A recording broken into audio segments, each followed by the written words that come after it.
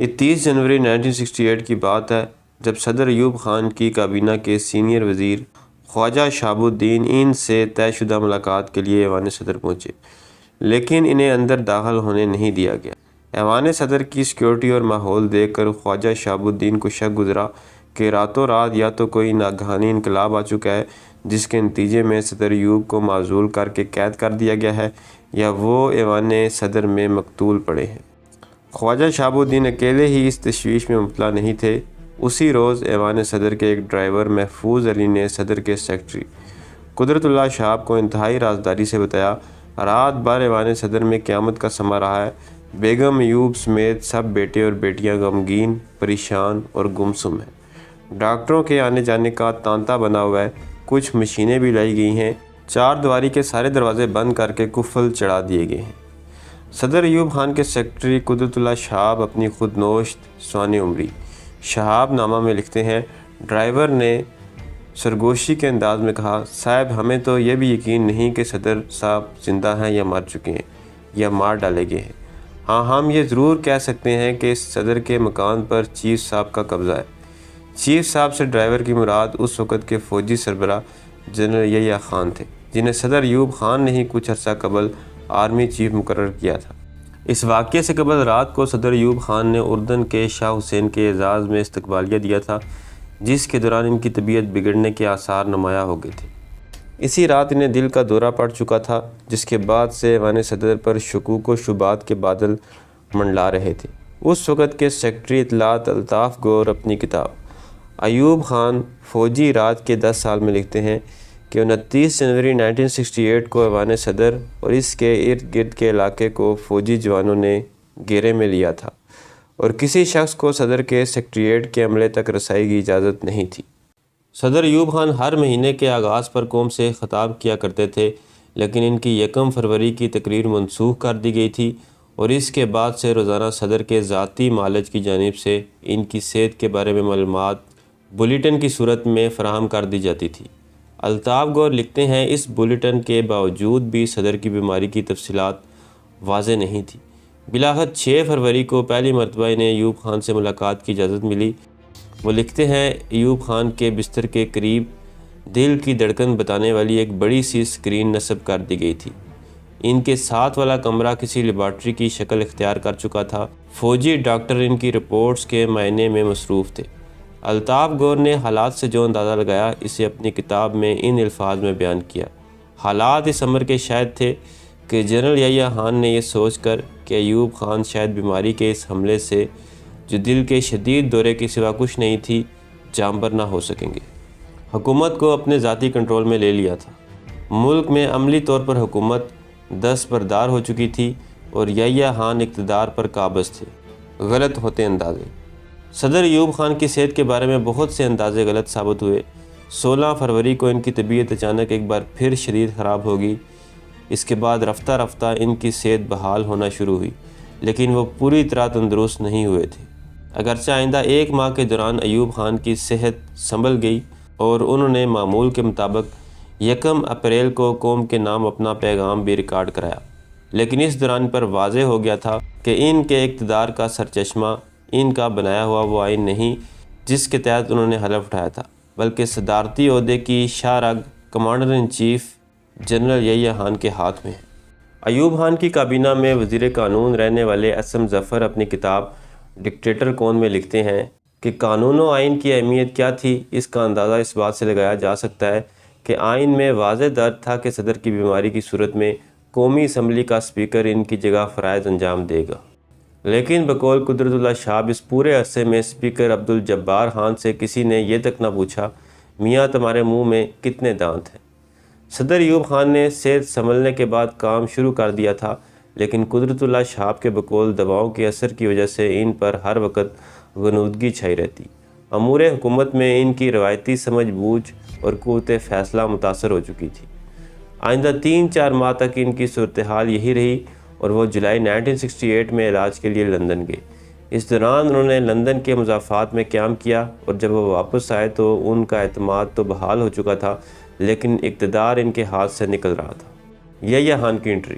Brigadier عبد الرحمن صدیقی لکھتے ہیں کہ صدر سے مذاکرات ہو رہے تھے اور دوسری طرف فوج ہنگامی منصوبہ بندی شروع کر چکی تھی، لیکن ان کے بقول یہ کوئی ایسی بات نہ تھی جو صدر کے علم میں نہ تھی یا جسے سازش قرار دیا جا سکے۔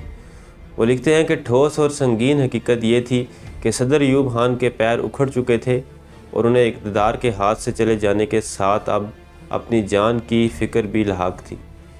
عراق کے جولائی 1958 کے خونی انقلاب میں جو حشر ان کے دوست نور السید پاشا اور شاہ فیصل کا ہوا تھا، اس سے صدر ایوب خان بے حد متاثر بلکہ خوفزدہ تھے، اور 1958 میں خود اپنا مارشل لا نافذ کرنے سے پہلے اکثر انتہائی دکھ کے ساتھ اس کا ذکر کیا کرتے تھے۔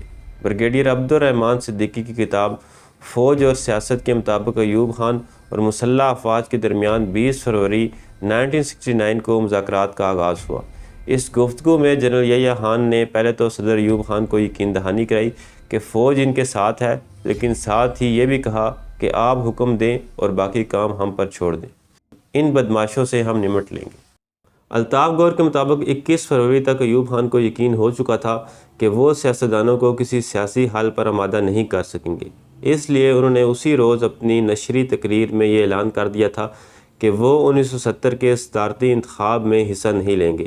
یہ ان کی سیاست سے دستبرداری کا اعلان تھا۔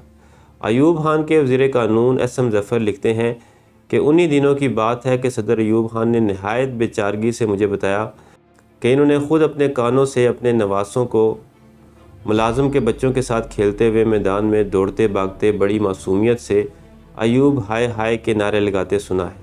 انہوں نے کہا نوبت یہاں تک آ گئی ہے تو اب وہ حکومت میں کیا دلچسپی لے سکتے ہیں۔ ایس ایم ظفر لکھتے ہیں کہ ڈکٹیٹر کے خلاف جلد یا بدیر نفرت کا دو طرفہ عمل ضرور شروع ہو جاتا ہے۔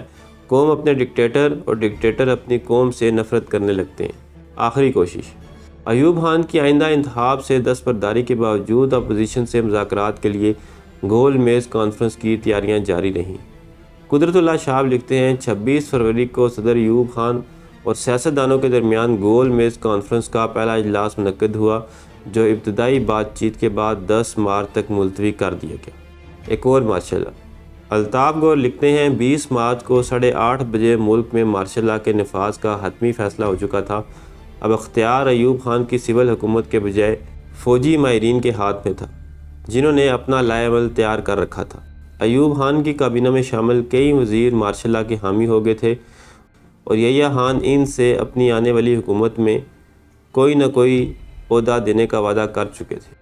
بریگیڈیئر صدیقی لکھتے ہیں 23 مارچ کو یوم پاکستان کے موقع پر عام تعطیل تھی اور اسی روز مارشل لا کے نفاذ کو حتمی شکل دی جا رہی تھی۔ فوج کے مختلف ڈویژنز کو ضروری ہدایت جاری کر دی گئی تھی اور اسی روز مارشل لا ایڈمنسٹریٹرز کا 4 رکنی سیکریٹریٹ قائم کر دیا گیا تھا، اور اب آرمی کے کمانڈر ان چیف کے نام صدر کے خط کا انتظار تھا۔ ان کے بقول اس خط میں صدر کو یہ اعتراف کرنا تھا کہ وہ حالات سنبھالنے میں ناکام رہے ہیں اور اس لیے فوج سے ملک کی باغ دوڑ سنبھالنے کی باقاعدہ درخواست کر رہے ہیں۔ ان کے مطابق فروری یا مارچ 1969 میں جنرل یحییٰ خان اگر چاہتے تو کسی وقت بھی مارشل لا لگا سکتے تھے، مگر اس بارے میں انہوں نے جلد بازی سے اجتناب کیا۔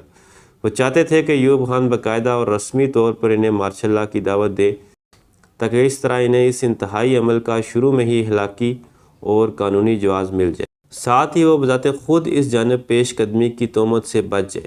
بریگیڈیئر صدیقی لکھتے ہیں صدر ایوب خان کا انجام دیکھنے کے بعد یحییٰ خان کی جھجک ویسے بھی قدرتی تھی اور انہیں خدشہ تھا کہ کہیں بالکل شروع ہی میں ان کے مارشل لا کے خلاف پرتشدد عمل اور مزاحمت پیدا نہ ہو جائے۔ بالآخر 25 مارچ کو ایوب خان نے ملک کا اقتدار سنبھالنے کے لیے فوج کے سربراہ جنرل یحییٰ خان کو خط ارسال کر دیا اور اسی روز انہوں نے اپنی الوداعی تقریر بھی ریکارڈ کرا دی۔ صدر ایوب خان نے اپنی تقریر کا آغاز اس طرح کیا: میرے عزیز ہم وطنوں، میں آپ سے صدر کی حیثیت سے آخری دفعہ خطاب کر رہا ہوں۔ ملک کو نہایت نازک صورتحال کا سامنا ہے۔ انہوں نے اپنے خطاب میں کہا کہ انتظامیہ مظاہرین کے سامنے بے بس ہو چکی ہے۔ گول میز کانفرنس اس لیے ناکام ہوئی کہ حزب اختلاف کسی جمہوری پروگرام پر متفق نہیں۔ ہر سیاستدان کی خواہش ہے کہ عوام کی رضامندی کے بغیر ان کے مطالبات تسلیم کر لیے جائیں۔ اگر یہ تمام مطالبات مان لیے جائیں تو پاکستان ایک قومی ریاست کے طور پر ختم ہو جائے گا۔ صدر ایوب نے تقریر کے اختتام پر کہا: میری خواہش تھی کہ انتقال اقتدار کی جمہوری اور پرامن روایت قائم کر کے جاؤں۔ مگر میں اس میں کامیاب نہیں ہو سکا۔ اب فوج کے علاوہ کوئی ادارہ ایسا نہیں جو ملک کو انتشار اور تباہی سے بچا سکتا ہو، چنانچہ میں نے کمانڈر ان چیف کو ہدایت کی ہے کہ وہ اپنی قانونی ذمہ داریاں ادا کریں۔ بالآخر ایوب خان سے اقتدار بالکل اسی طرح فوج کو منتقل ہو گیا جس طرح 1958 میں اسکندر مرزا کے لگائے گئے مارشل لا کے بعد صدر ایوب خان نے حاصل کیا تھا۔ الطاف گور لکھتے ہیں ایوب خان کا ارادہ تھا کہ وہ 3 ماہ تک ایوان صدر میں مقیم رہیں گے اور انہیں توقع تھی کہ اس عرصے میں انہیں ذاتی سٹاف کی سہولت حاصل رہے گی۔ صدر کا سیکریٹریٹ ایوان صدر سے متصل تھا۔ ہر صبح دفتر آتے ہوئے یحییٰ خان اور ان کے سٹاف افسروں کی نظر لان میں بیٹھے ہوئے سابق صدر پر پڑتی تھی۔ ایوب خان کی وہاں موجودگی نے ہر لمحہ اپنے جرم کی یاد دلاتی تھی۔ جنرل یحییٰ خان کے پرنسپل سٹاف جنرل پیرزادہ نے عہدہ سنبھالنے کے بعد یہ شکایت شروع کر دی کہ ایوب خان اب بھی ایوان صدر میں بیٹھ کر احکامات دے رہے ہیں اور سرکاری کاغذات پر دستخط کر رہے ہیں۔ جنرل پیرزادہ نے ایوب خان کو مطلع کر دیا کہ ایوان صدر میں ان کی موجودگی عوام میں اشتعال کا باعث بن رہی ہے اور ان کے لیے بہتر ہوگا کہ وہ شہر چھوڑ دیں۔ ایوب خان کو اس پیغام سے بہت تکلیف پہنچی اور 1 اپریل کو وہ سوات کے لیے روانہ ہو گئے۔ تو دوستو، یہ تھی میری آج کی ویڈیو پسند ہے تو چینل کو سبسکرائب کریں۔ ملتے ہیں اگلی ویڈیو میں۔ اللہ حافظ۔